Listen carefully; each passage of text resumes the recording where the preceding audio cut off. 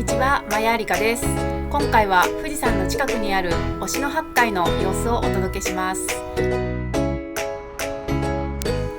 忍野八海までは富士山駅からバスに乗って約20分で到着します。バスの追加をご利用の方はユニバルブに立っていてください。忍野八海とは富士山の近くに湧き出している8つの聖なる泉のことを言います。古くから富士山信仰で富士山で修行する人たちがこの8つの泉でみそぎをしたと言われています。バス停を降りてすぐのところに何やら素敵な庭園を発見しました。後ろの方には富士山の頂上が見えています。こちら料金箱がありますね。1人200円ということで、こちら無人の料金箱に入れるとこの庭園に入れます。結構神社もそうですけれどもね、この富士山観光の時って小銭用意しておくとすごい便利です。こういう時に無人のところが結構あります。はい、じゃあ入ってみます。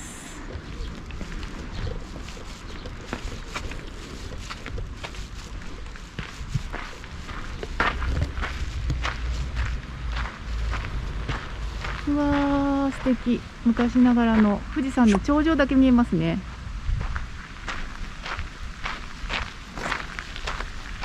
水車です。一周できる。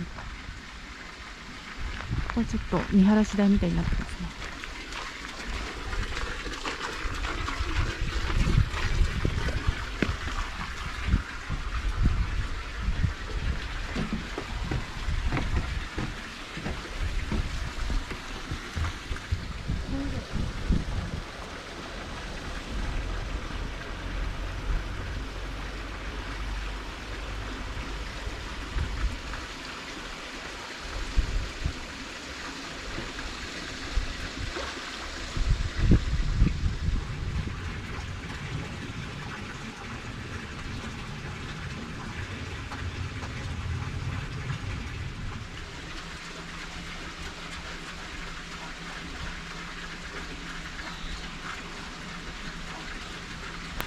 水の音を聞きながらぼーっとしていると、もうこれで終わりでもいいというくらい癒されました。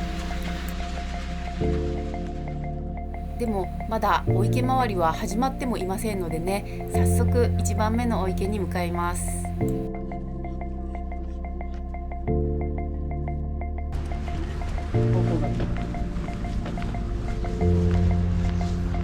地図がありました。こんな感じで回っていくんですね。今現在地がここなので、ここからどう回るんでしょうね。こんな感じで浅間神社を通ってぐるーっと回ってみたいと思います。実は忍野八海は北極星と北斗七星の形に並んでいるとも言われています。言われてみればなんとなくそんな風に見えますね。まずは8つの池の中で一番小さな御釜池です。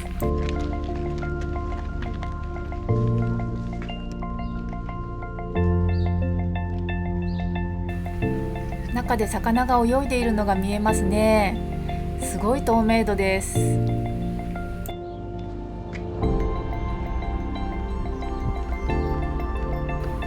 最初からとても綺麗でびっくりしました。さて次はどんなお池が出てくるでしょうか。実は私はとても方向音痴なので、地図を見ても全く頭に入っていません。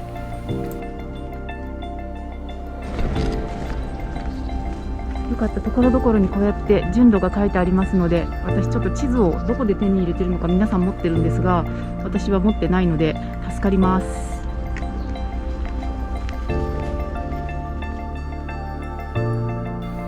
まずは右手に銚子池があるようです。早速行ってみましょう。この池はお酒を注ぐ銚子に形が似ていることから銚子池と名付けられたのだそうです。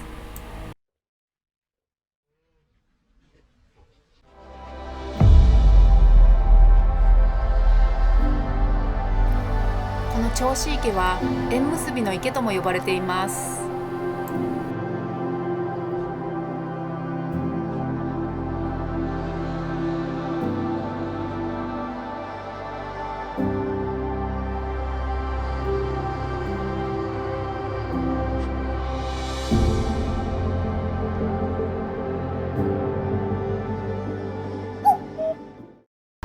あれ、もしかしたらこの辺はもう食べ歩きスポットについてしまったような感じがしますね。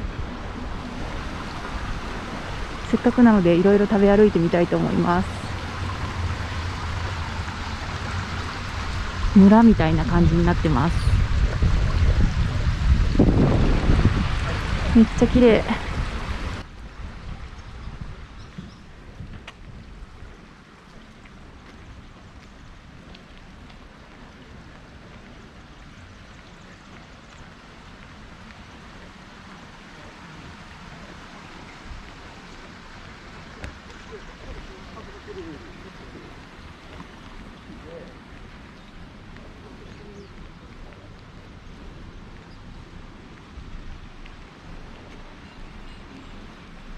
昔こういうお家に人が住んでたんでしょうね。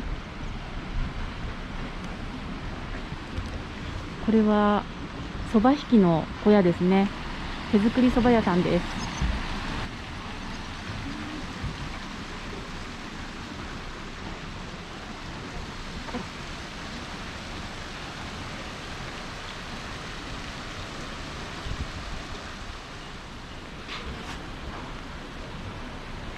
ランチはこの辺りで何か食べたら美味しそうですね。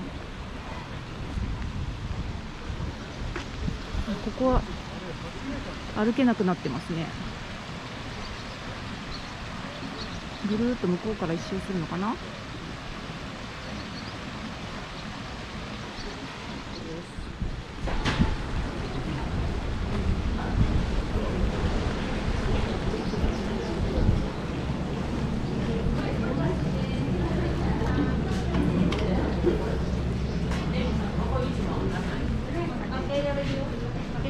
お団子焼きたてです。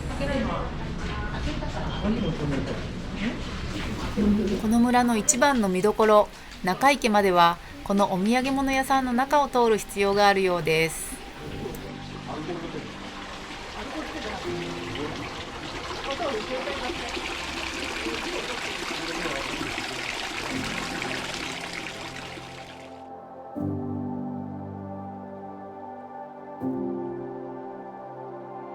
中池は水深10メートル、忍野八海の池の中で一番の深さを誇ります。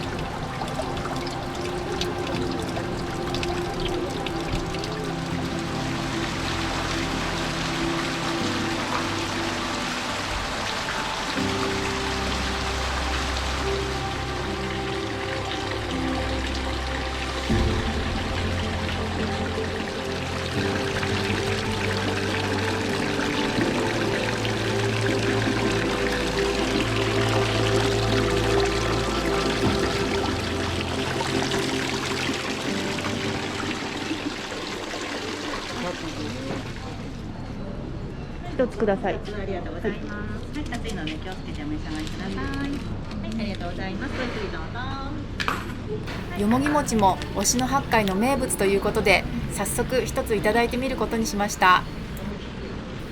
せっかくなのでこの絶景スポットに座って食べてみたいと思います。よもぎの味がしっかりとついていて、そしてあんこはそれほど甘くもなく、とてもナチュラルな味わいでした。先ほど汲んだばかりの富士山の長寿の水もいただきます。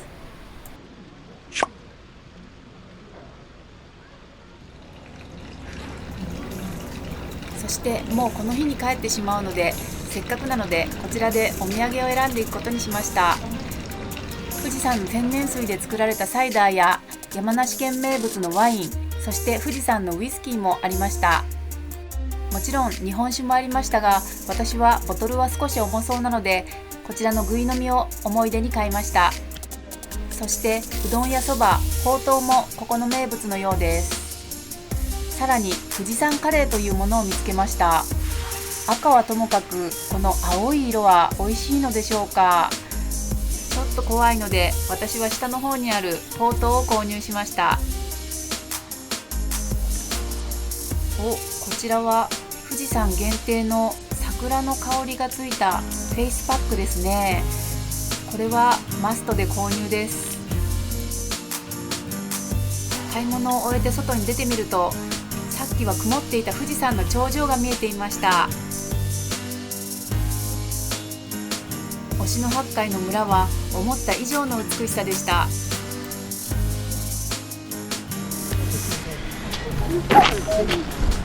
こっちにもたくさんお店があります。名物のほうとうのお店がある。ここで食べようかな。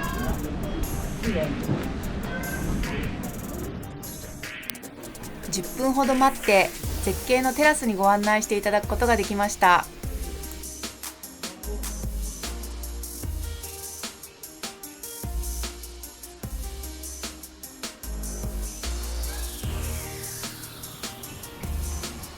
名物のほうとうの他にもお蕎麦やうどんなどいろいろなメニューがありました。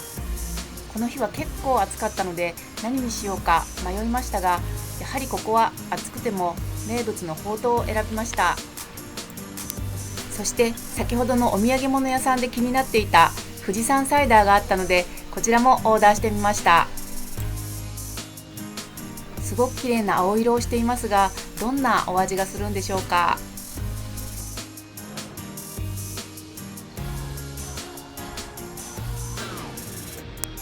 味は普通のサイダーと同じ味でしたが、心なしか水がすごくさらっとしているような感じがしました。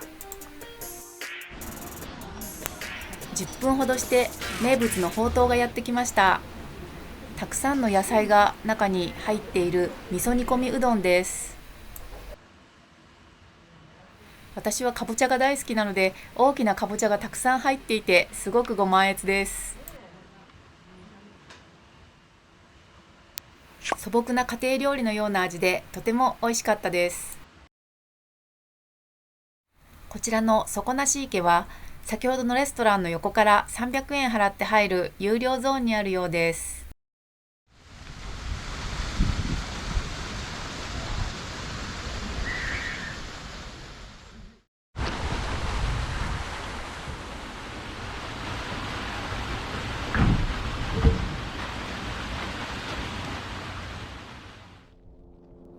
村の中の古民家のいくつかがこのような資料館になっていて、お家の中に入っていろいろな当時の暮らしぶりを見ることができました。ご先祖様の神棚や、そしていろり、台所など当時の暮らしをリアルに感じることができます。そしてついにお庭の一番奥の方に底なし池を見つけました。名前の由来は、昔村の人が野菜やお皿を洗っていて、それを落としてしまうと二度と戻ってこないことから、ここで洗い物をすると神様の怒りを買ってしまう底なし池と名付けられたようです。それでは有料のお庭からは出て、先ほどの無料ゾーンに戻ります。次に見つけたのが濁り池。そんなに濁っている感じはありませんが、やはり深さがないので普通の池のような感じがしますね。こ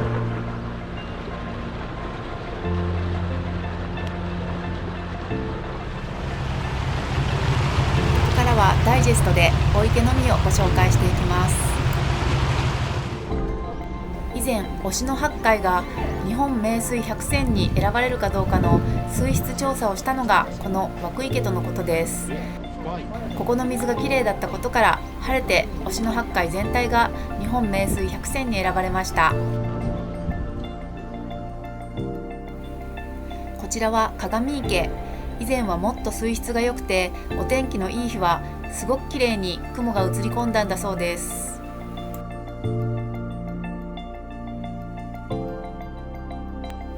そして最後は菖蒲池です。こちらは菖蒲が自生していることからその名がついたとのことです。今回は1泊2日の短い滞在でしたが、それでも富士山周辺の魅力を十分に満喫することができました。それでは今回も最後までご視聴ありがとうございました。また次の旅先でお会いしましょう。